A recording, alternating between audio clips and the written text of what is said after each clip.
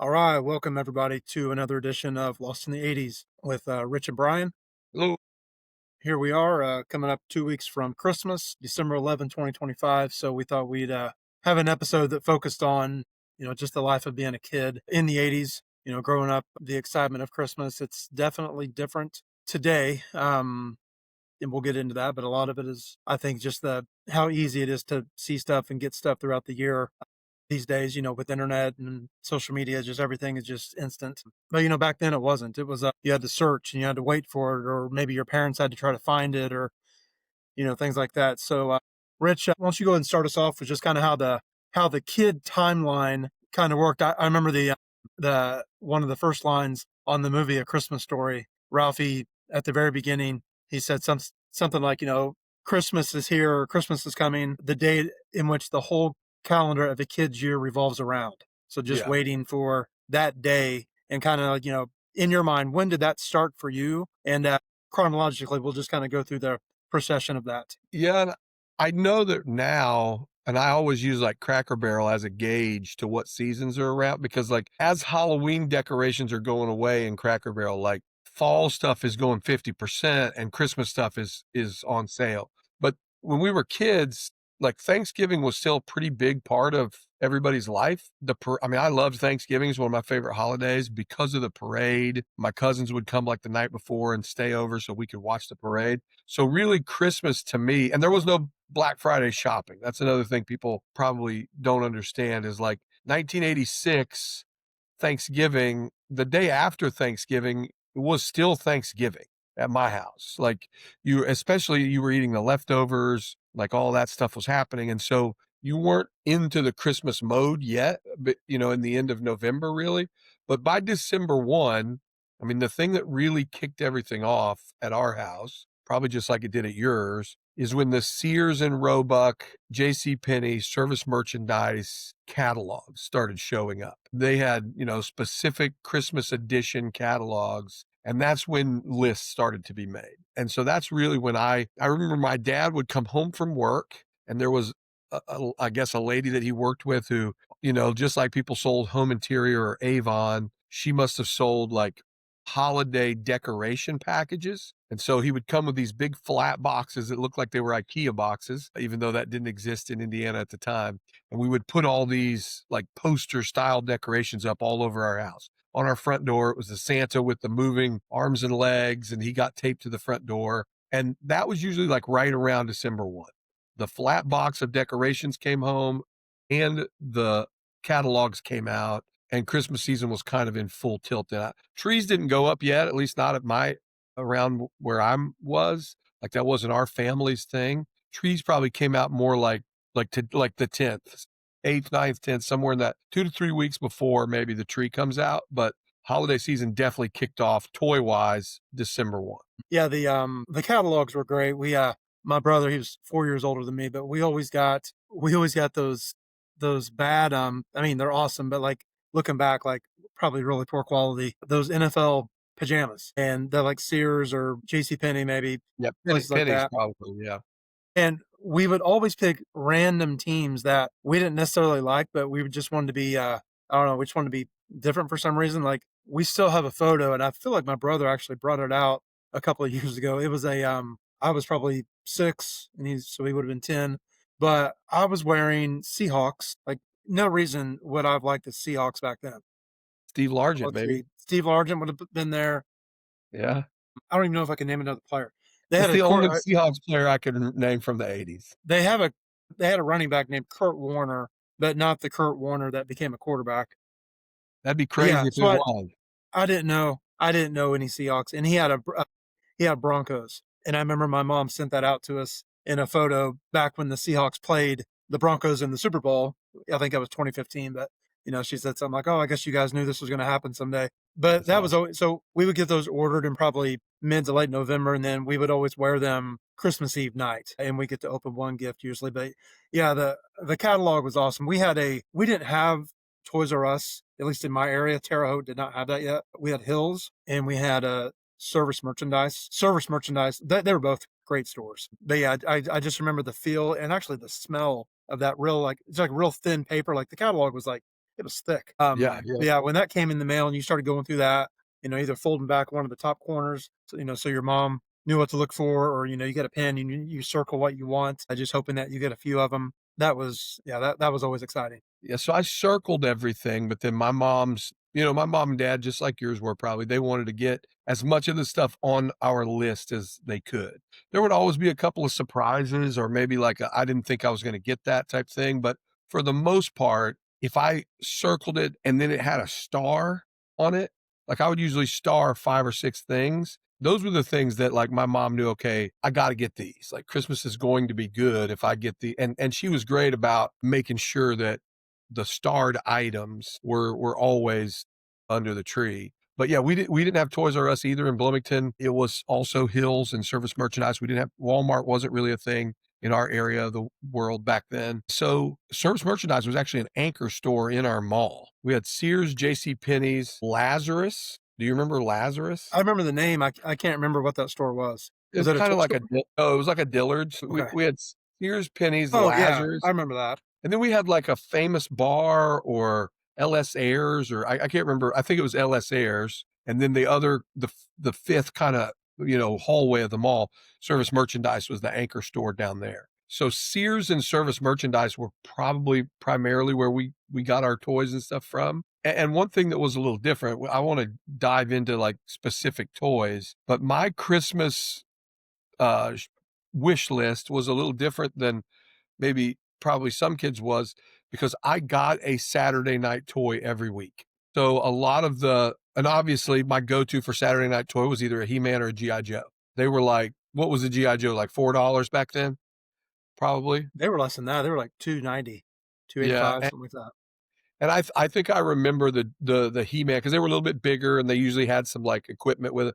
He-Man might have been $5 or $6 or whatever. But I remember going to Hills department store pretty much every Saturday. Occasionally we'd go somewhere besides Hills. So a lot of the little like stocking stuffer type things, the He-Man and the G.I. Joe kind of already had because my dad worked a lot. He came home late. So one of his big deals was every Saturday taking me to buy a toy, which I felt like was a fantastic idea. So my list was more like 8 or 9 big things and then maybe just something small if it had just come out. Yeah, the He-Man was big, obviously. Yeah, that was probably He-Man and G.I. Joe were definitely my favorite toys as a kid. I mean, as we got older, obviously Nintendo, getting a game was big. But as far as like a majority of Christmases in the 80s, I would say they revolved around G.I. Joe and He-Man more than video games. So yeah, G.I. Joes were just amazing. And they're Yeah, actually well, worth a lot of money today a couple other if names if you didn't open them. if you didn't open them, which immediately, of course, they were all opened on Christmas Right. Day and bottle rockets tied to them later and all kinds of other things. I'm going to throw a few names of some toys out which there's a couple of big ones that you probably also had a lot of, but I'll throw a few maybe lesser remembered things out first. And these I think had some relationship to Transformers. I don't really remember, but I loved them. Do you remember GoBots? Yeah. Yeah, Yeah, they were smaller, yeah. but They were cool, like stocking stuffer, and then do you remember Mask? yeah, Like that's like the semi, right? The truck? yeah, there was I had the truck and there was a sports car. And they all looked like regular things, but then they would have all these guns and other stuff that came out. They weren't necessarily Transformers. They were just vehicles that were souped up and the souped up part was hidden. And then it would like come out. And then there was like things like micro machines that you really more collected than played with. And I'm trying to remember there were these little packs of like nude colored warriors and Yeah, they'd come I know what you mean. where I they don't know what they were called, though. no, that they had those muscles. They were called muscles. Oh, that's right, yeah. And then I they do had remember those. grunts that were similar. I really liked those things, like little groups of things that you could set up and then, lock them all down in some kind of a war. Those were kind of more my stocking things than He-Man and G.I. Joe were like grunts and muscles and micro machines and that kind of stuff. But the 2 big ones besides He-Man and G.I. Joe, which were probably number 1 and 2 on my list, were Transformers and Voltron. So besides He-Man and G.I. Joe, were there other things that were big on your list? I mean, I just remember always getting, even if we didn't ask for it, like my brother and I, we'd always get an IU sweatshirt, usually get a gym bag, something like and usually there'd be something in the gym bag. as well, football or a kicking tee or just, just random. There was a lot of sports stuff, that most of the gifts revolved around. But as far as toys, those were now in the late '80s, '88.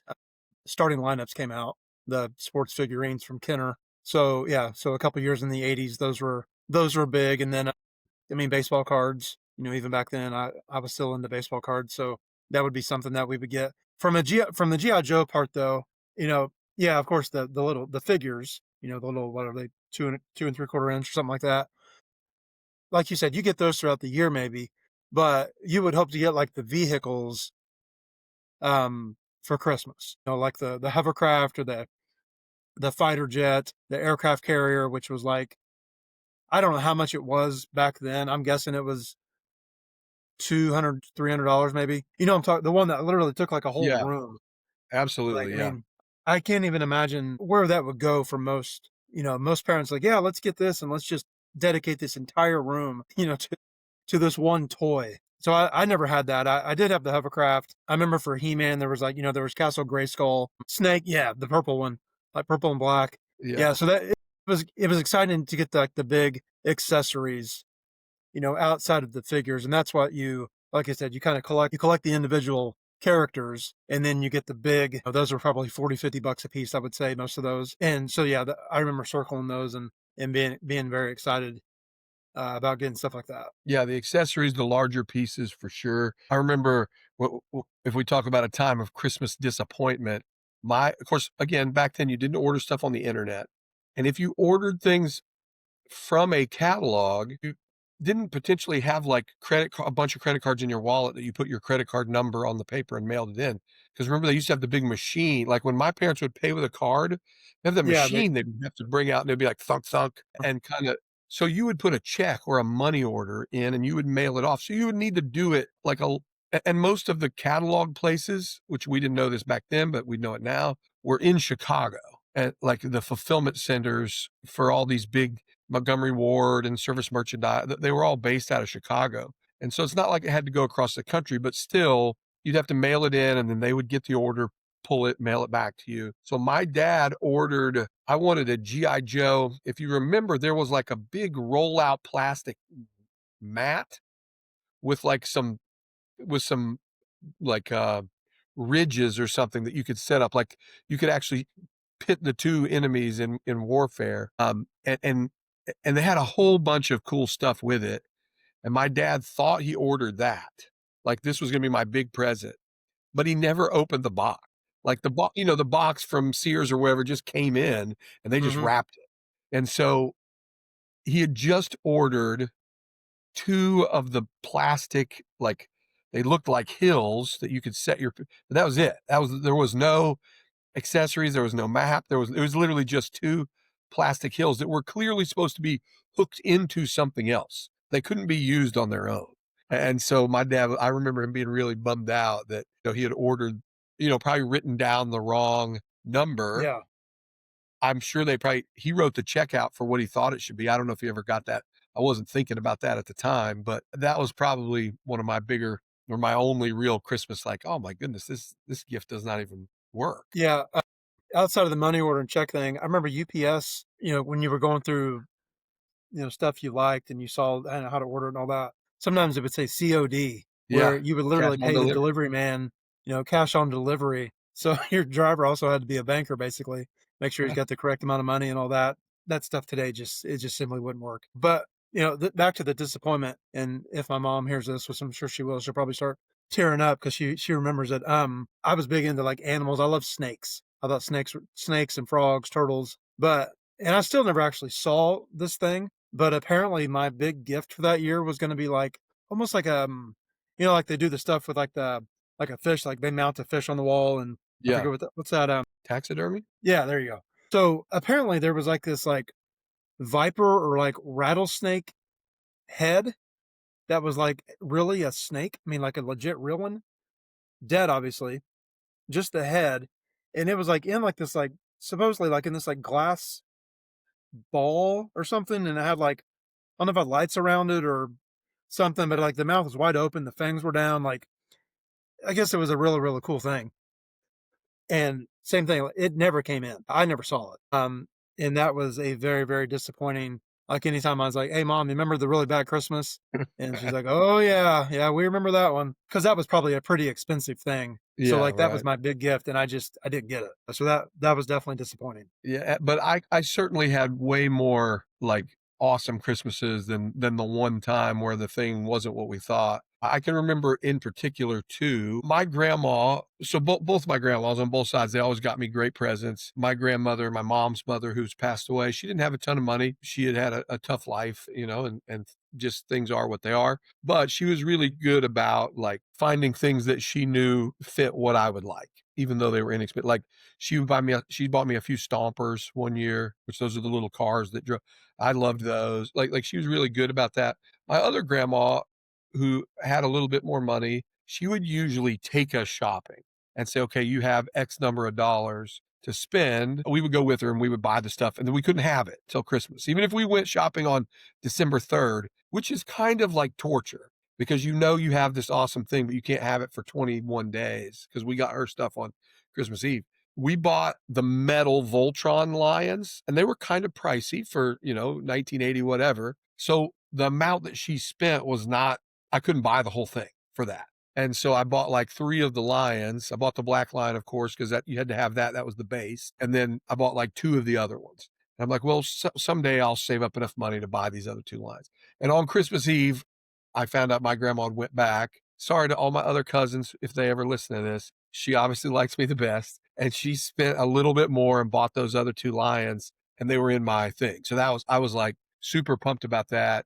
And then I remember when I unwrapped we same as you, we got to do a Christmas Eve one gift from our parents. I unwrapped the big Megatron that turned into the handgun. Remember that they made him not turn into a handgun anymore when the world got woke or whatever. But he used to turn into a handgun. And so I got the Megatron that turned into a regular size real handgun, and then he would turn back into the robot. Those were probably my 2 favorite things beside when I got the Nintendo. But mine would have been He-Man stuff. I remember getting like a um I don't even know what kind of vehicle it was, but I remember how excited I was to get it. And it was like a bad guys. Like there was like I forget the names of the different teams. You know, you had He-Man, like the Masters of the Universe, but like the other side and Skeletor and I was thinking they had like a name to them, but I don't know what it is. But I remember getting a couple of their big accessories one year, and I didn't think I was going to get them, and they Yeah, they were had the there, big and that was red truck exciting. that had the big red truck with the ball on the front that you could push the button and it would smash down. I remember that one. I thought that was one of the good guys, though. That Was it may not? have been. Actually, you know Might what? have been. That may have been a character named Trapjaw. You remember I Trapjaw? remember truck. Yeah, absolutely. And then they had one Yeah, that shot discs out that was a little bit taller and yeah, looked like a bird kind of. yeah, Uh, yeah, those were all great. Yeah, I definitely remember opening some of those on Christmas. yeah. I remember usually a Christmas Eve gift was usually a pretty small gift, like, you know, like hey, here's a sweatshirt or a board game or something. But I knew I was getting the game Double Dragon on Nintendo, and this would have been probably 1988. And I mean, that was my favorite arcade game by far. And I knew I was getting. I talked my mom into letting me open it, and playing it. And I remember the disappointment. Like this game is not even close to the arcade game. I mean, like it looked the same, but like just the movements and it just wasn't the same. You know, playing on a controller like this versus moving the joysticks and hitting the buttons and all that. And I felt so bad because like I'm sure my parents were like, oh, you really love that game, don't you? Like, huh? Yep, yeah, that's really great. Thanks, guys. And like I probably hardly ever played it ever again because it just was not a fun game. Wasn't the same, yeah. I'm sure I had it. I don't remember playing it a lot, but you hit on a good point that the 87, 88, 89 Christmases, like the last ones in the 80s, changed. They changed because of our age, but also because of like the technology that was available. Pretty much everything after 87 was a little more on the tech side of things. I wanted a Walkman. I wanted obviously a Nintendo. I wanted music. I wanted Nintendo games, movie, like VHS tapes. That was a thing, so less toys and more. And then once Nintendo came out, like pretty much everything I asked for probably had something to do with that. Like a TV for your room, all that kind of stuff, which I didn't have. I didn't have a TV in my room until I was probably right there in that 88, 89 age range. Um, so the things sort of changed. One thing I think we do need to talk about is money, like the amount of money that you needed to produce a good Christmas for your kids. Because we didn't think about that, obviously. Like, I knew my parents got up every day and went to work. I had no idea how much they made. My mom always, every year, took a second job in November and December in the evenings, and that was her money to go buy Christmas stuff, which, again, I didn't realize what a big sacrifice it was for my mom to get up every morning at 4 o'clock in the morning and go to her regular job and work until 5 p.m. and then at 5 go to the mall and work at some, I think she worked at Hallmark one year and some of that kind of stuff. But for my mom to produce a good Christmas at our house for me and my sister, $500 total would have done it, right? That was $250 a piece. That was a good Christmas in 1987. If you had $250 and you went to Hills and you bought the big thing, you bought Castle Grayskull for $50, like, you were gonna struggle you were gonna buy some dumb stuff to fill up the rest of that $200. Yeah, you could buy another 20 figures and still have $100 left over, Right. back then. Now Yeah, it's definitely $250 way different. $250 doesn't buy one thing. Like, the things that are on my kids' Christmas list this year, like the Aura rings and I'm looking down my son's list and it says, like, table saw, Blackstone grill, Eddie cooler, new MacBook. I'm like, who this is what Christmas has become, though. Like, people don't they expect most of those things to be there on Christmas morning. And that just I don't feel like, whether it's entitlement or just money has changed. It was when I got my $200 worth of stuff, I was just elated. Right. Kind of wrapping up. So, there's always the excitement of Christmas was basically, like you said, Thanksgiving up until, Christmas Eve and Christmas morning. I just remember kind of almost like the depressing feeling, it's 9 o'clock, all the presents are unwrapped, you ate your breakfast, you're waiting to go to grandma's house or whatever. But then you did have that, they're like, oh wow, like it's it, that's over. Unless, you had that secondary, so we would go to, my mom's side lived in Kentucky, and we would generally go down there, I don't know, 27th or 28th and stay for a couple days. And that was always fun because you had your cousins that you saw, at least for me, saw maybe twice a year. So that was you had that depression, that feeling about it. But you're like, oh yeah, in 3 days I'm gonna go see, these people, and we get another couple days. I just remember the sadness of driving back from that. So it's like, you know, Yeah. Christmas at your house is over. Christmas at your out of state families is over, and it's cold, and you're in the back seat. You got a 4 hour drive, and in a day or two, you're going back to school, and like you have nothing. At least for me, it's like you have nothing to look forward to until Little League baseball starts, and basically probably start practicing in March or April. But like, there's just nothing to get excited about. In between those 2 months, and you had school, and it's just a whole nother year before Christmas was going to come around again. Yeah, so I've got 2 questions for you then. One about that very thing, and then one off of that a little bit. So for you, and I think I know the answer to this, was it the actual stuff you were gonna get and the 30 minutes of ripping packages open that makes this time of year so special when you're, or was it the anticipation? Like By the far, yeah, yeah, by far the I was always like, and still even today, like, just like I always tell people, like, I don't want anything, don't give me anything. But I still love the commercials that you see, even the old music that they still play. Like, yeah, it's just the time of year, and the hearing bi the hearing which, by the way, real quick, Salvation Army Bell.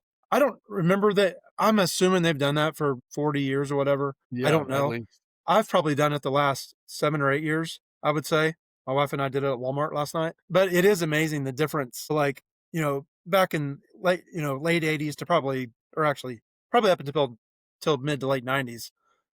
Everyone's friendly, smiling. How you doing? The amount of people that would walk toward us, and like when they'd hear the bell, and it'd be like they like, look, I'm not gonna look at you. Like, you Yeah, can't, no eye I'm contact. not gonna give anything. I'm not gonna look at you. Like, I bet 95% of the people that walked in tried very hard not to make eye contact. Yeah. It's just the And world do that we you live in think that's now. because people are less generous or just nobody carries cash and then they feel bad? I think it's a mixture of both. Yeah. But yeah, definitely the cash thing, I'm sure has something to do with it.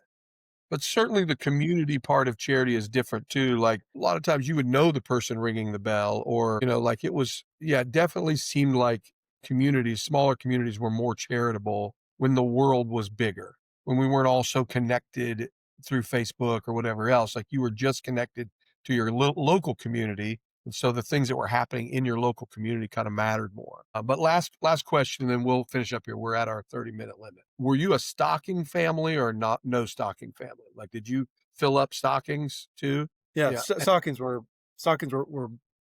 a big part of it. Because it was always just so much stuff. Like you knew you weren't going to get like you're not getting a $50 toy in there, but it's just the amount of little things that you could, well, I think a lot of for me it was a lot of the stuff like, hey, they'll play with that on the drive down to Kentucky. Like a little handheld puzzle or stuff like that. Always got gum and candy canes and Reese's cups and but yeah, it was always coming out the top of it. yeah, yeah. Yeah, We were big. stockings were a big part. Big stocking family too, and I agree, yeah, the little stuff that I always kinda liked that stuff as much or maybe sometimes even more. Like I said, I liked those little collectible things. So, Micro Machines were in there a lot, Hot Wheels, that kinda stuff in the stocking, and then as I got a little bit older, socks, wristwatch, that kinda thing would be in there. But yeah, big stocking family still to this day. I force my adult children to talk about Santa putting stuff in their stocking. So that Yeah, makes me happy. that's great. Oh yeah, we're past our 30 minutes here, so we'll wrap up. But yeah, I've always I was excited to have this episode and reminisce for the 80s days as a kid. So that was a good time. So, all right, everyone, thanks so much for listening. Lost in the 80s out. Later.